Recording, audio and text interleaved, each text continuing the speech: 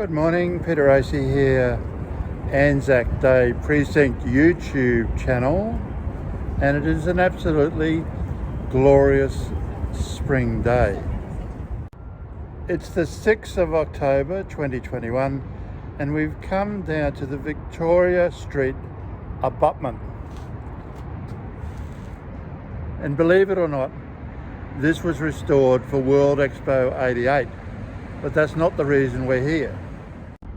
So before I get too carried away with this morning's recording, I thought I would just do this special little clip which will be put up on the World Expo 88 Facebook page as a direct link, but will also be edited in to the footage of the Anzac Day YouTube channel that this narrative is principally about. It's a beautiful piece of architecture, and I was surprised to learn that it was actually a feature of World Expo 88. And as always the way, things don't go quite to plan. Now this YouTube is about Daphne Mayo, the sculptor, one of Queensland's most famous sculptors. And what we're about to see is her very first public work. So I've now fortified with a cup of coffee, and let's get into the detail of the YouTube. So you can see the Brisbane G20 sign and the wheel, Channel 7 wheel. That was actually the 20th anniversary of the holding of Expo 88 gift to the people of Brisbane by the then BD government. However, there is an interesting little story to tell in relation to the bollard that was on top of the plinth, and that bollard ended up for a time down at the Beenleigh Rum Distillery because the proprietor of the Beenleigh Rum Distillery, a entrepreneur called Ray Moran, or Moran the Wrecker, actually had the contract to demolish this bridge, and that there were two of those bollards that sat on top, and they ended up being pride of place down at the Beenleigh Rum Distillery. Now the memorial that we're looking at would be better viewed if I had enough sense and had brought a stepladder with me, but this memorial is Daphne Mayo's very first. It was unveiled in December 1918, before she went overseas, before she got the major commission at City Hall, and then following that the commission at Anzac Square. And it isn't the original, it's a reproduction.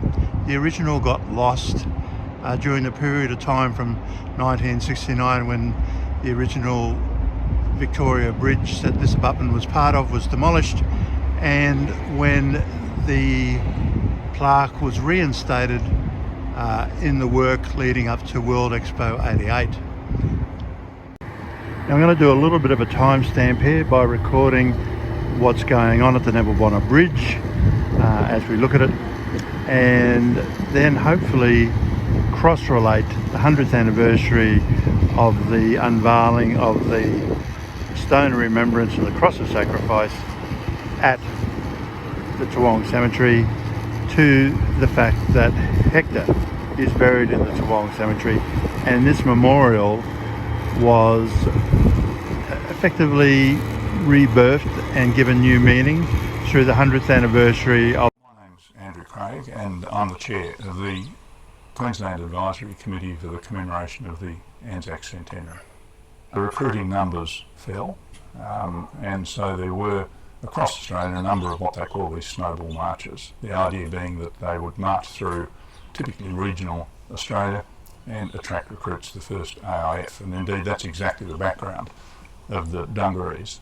It was the biggest recruiting march in Queensland, but the Dungarees started their march in Warwick and went through 160 miles, 256 kilometres of southeast Queensland, fetching up in Brisbane on the 29th of November 1915. So this structure was built to commemorate the 100-year anniversary of the march. It was built under the direct supervision of the Brisbane City Council. It was unveiled by Chair of Parks Matthew Burke.